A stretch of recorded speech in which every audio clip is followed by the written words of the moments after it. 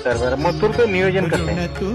मथुरचं नियोजन आता सर्व झालेलं आहे, पण आता जेवढे फॅन फॅमिली आपली कुटुंब आहे त्यांना आपण सरप्राईज देऊ.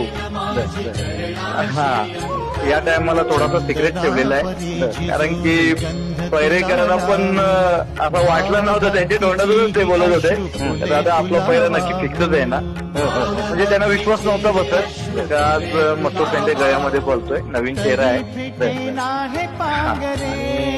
म्हणजे पहिली पळालेली नाही थोडी, कधीच नाही पाला.